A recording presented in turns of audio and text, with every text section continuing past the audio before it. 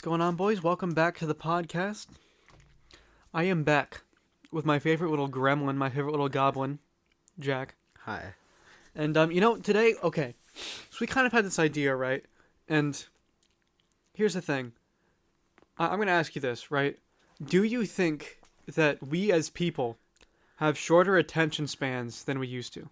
Yes. Are you heard it here first, boys? I want to thank you for watching. But no, in all seriousness, like, this is kind of an interesting topic, and my original idea for this was going to be talking about how people are quick to forget about things, like how news seems to be ancient history in a matter of days, really. Yeah. And I guess that kind of evolved into this idea of talking about attention spans and examining like how that has changed, if it's changed, you know. So, did you have any opening thoughts for anything here? I mean, I think it's definitely...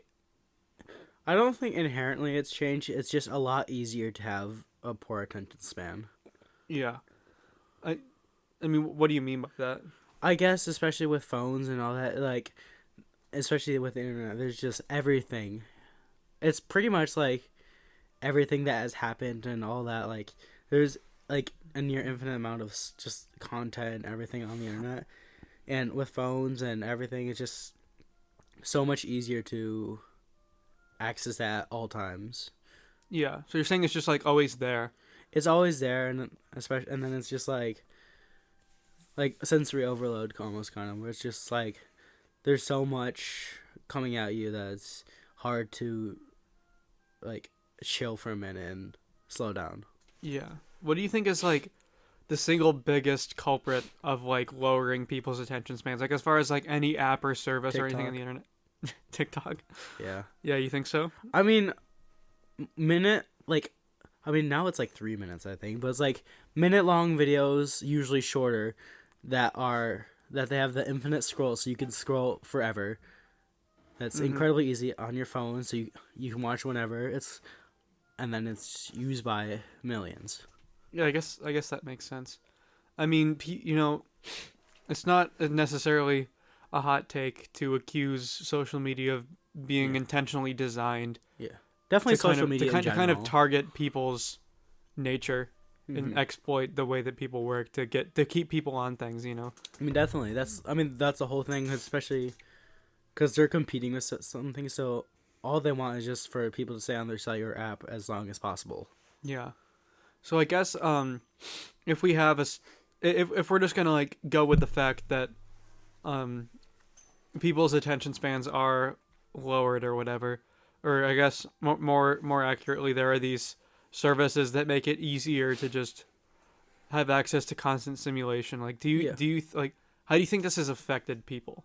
You know, because I think that's the more important thing to ask. I think it's just, I'm not sure. I think it's just harder to like capture attention. I noticed this like, I mean, because I'm on the internet. I've been on, in internet. I've had like the same like effect on attention spans and all that. Like, I notice in like school or something. Like, if I'm trying to do homework or like even just like read a book for English class, or I play piano, so like practicing and all that is just like hard. And if I give in to like checking my phone one time, it's like the whole like I guess session is ruined.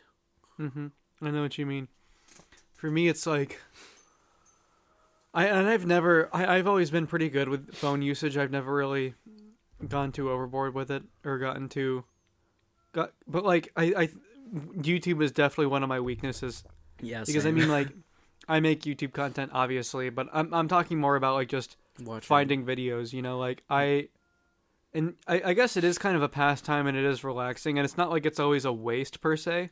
Yeah, because there's like definitely like good, like more educational. I don't want to say educational because it's still YouTube, but like there's definitely some videos you're getting stuff out of. I know I have that a lot on mine. Yeah, I guess it's just, my point more is just that like it's like I get that, like I have that feeling of it being so easy to distract myself. Because, and one thing I actually did is on Google Chrome there's this feature where if you're on anything other than a new tab, you can hide your bookmarks bar. And I actually did that, kind of mostly just from when online school happened. I But respect I that. find that it helps me focus because if I'm on a tab trying to do work on something, and all of the bookmarks are up there, because like with like when YouTube is bookmarked like next to like my emails, it's like Yeah, it it's just becomes so so easy easy. to just like Yeah. look at it. And it's just like that slightest bit less effort than making a new tab and Hmm. typing in YouTube. But even then, like it's so easy. Yeah. And just I feel like giving into distractions on the internet is such an easy thing to do because it's Exactly. so easy to access things, And then it's just like instant, pure like gratification, dopamine, all that stuff too. Yeah. So I think it's like, I mean, as far as like shortened attention spans go, like do you think that people are like less likely to work for things that take time? Yeah, I think so. I mean, it's just like why do something that takes effort and that's might suck for a little bit when you can just get the instant pure dopamine from like social media or internet or any of that stuff. Yeah, for sure. And yeah, I guess it's just, yeah, like I said, there's just easy access to it, right? It takes Exactly. so little effort to seek things out now, to find a way to distract yourself. And I guess Hmm. maybe that's really more what it is just distractions more than I anything, mean, pretty much, yeah. That's how I've used it as, I feel. Yeah. I mean, do you feel like there's any way for like any way to combat this? Like saying like the fact that people can be easily distracted is a problem. And I think both of you have both of us have experienced it. Exactly, yeah. Do you think there's like any major things you found to help yourself with it?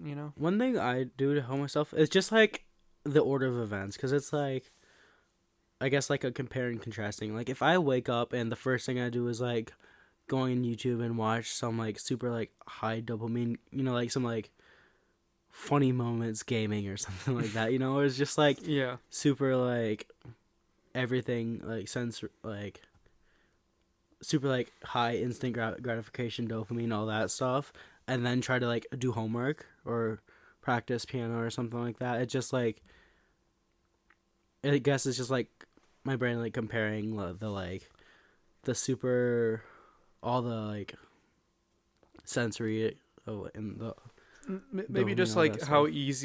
how much easier it is to How much do easier it is to like watch YouTube. to watch it than like doing something I need to do. So you're just saying like starting your day with the things you need to do more. Like you're Exactly, you're just more of like a the order of morning events. productivity person. Yeah. That makes sense. Mhm. For me, I feel like I'm a lot more sporadic in when I do things. But I Okay. totally get what you mean. Like you gotta, and it's a skill to be able to turn it on and off. To be Yeah, able to and it's hard. to be able to hunker down and get work done on something. Mhm. But yeah, I guess the point is that it is so easy to find those distractions. And I mean, Exactly. like, is there anything else you do to help I yourself with it? I guess just make it like harder to distract myself. Like, if I'm doing homework, I won't use my like actual computer. I'll use like my school computer, even though it's like, it's more like, it sucks to do work. Not sucks, but like it's a lot like less like, Yeah. it's more I, like, I I've yeah.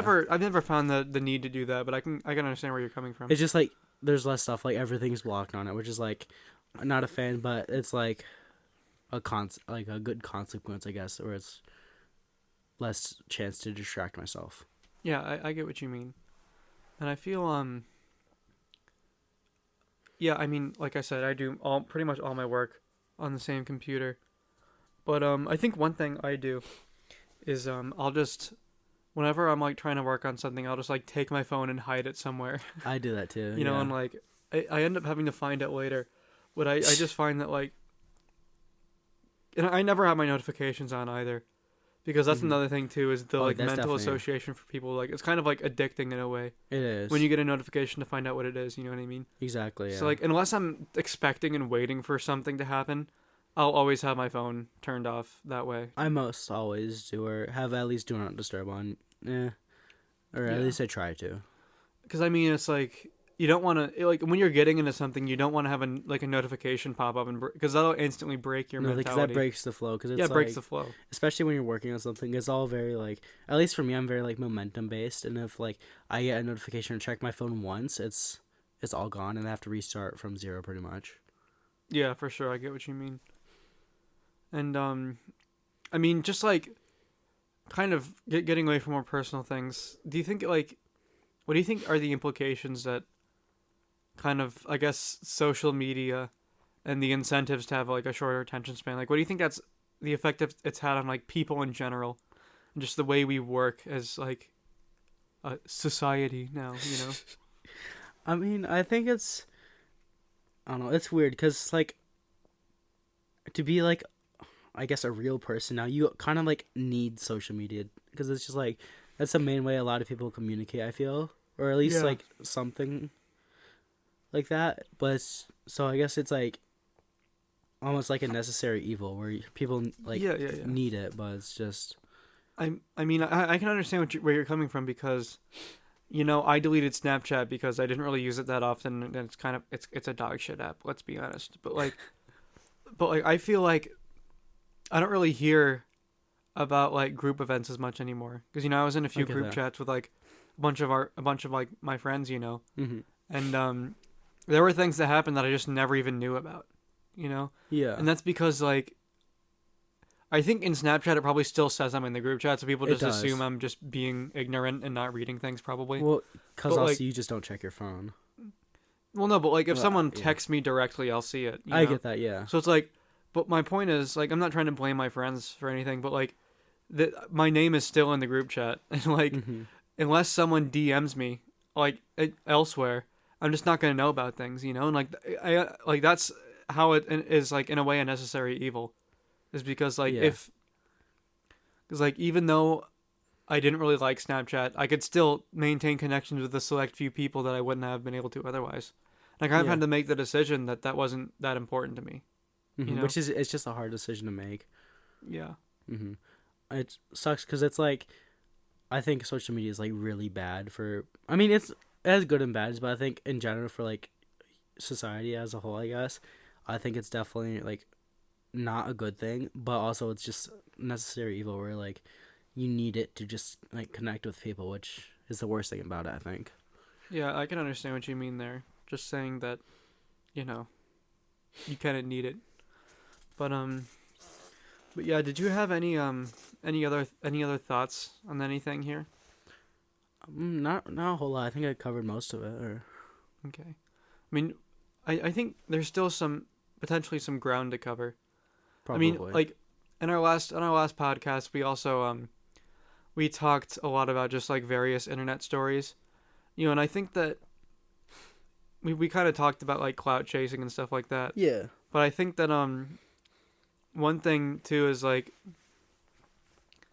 we we kind of talked a little bit about like people just just behaving a certain way to get views or get money, Mm-hmm. you know, and I guess, you know, I feel like there's a lot of content out there where it's like tries to be ultra simulating and like have a bunch of like super exciting thumbnails and clickbait and Definitely. like overly energetic, you know, like talking and stuff. And like I know a lot of that is Yeah. really just for farming kids on YouTube, I you mean, know. that's kind of like the meta. I mean, it's like Yeah, Mr. Beast because that's like what he did. He like studied the algorithm and all that stuff, and he true. knows like that works, and Yeah, that's why he does it. I guess he kind of has the same format of I don't really know his videos that well, but it seems like he's energetic, has Yeah, like very like fast paced videos, you know. because that's how you get the attention of everyone. Yeah, and I guess it's just like for me, I don't try to make things drawn out, but I've never wanted to make overly simulating videos, you know. I Mm-hmm. feel like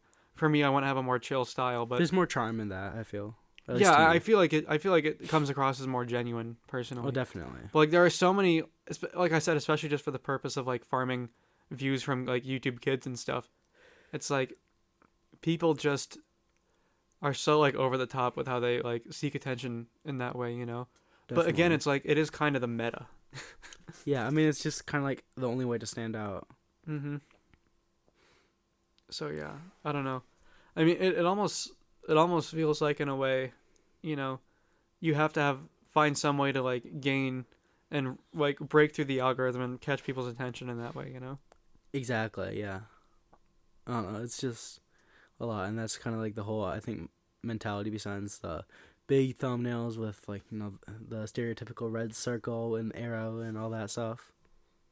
Yeah, so I mean like do you think that this is actually something like this whole idea of shortened attention spans, right? Mm-hmm.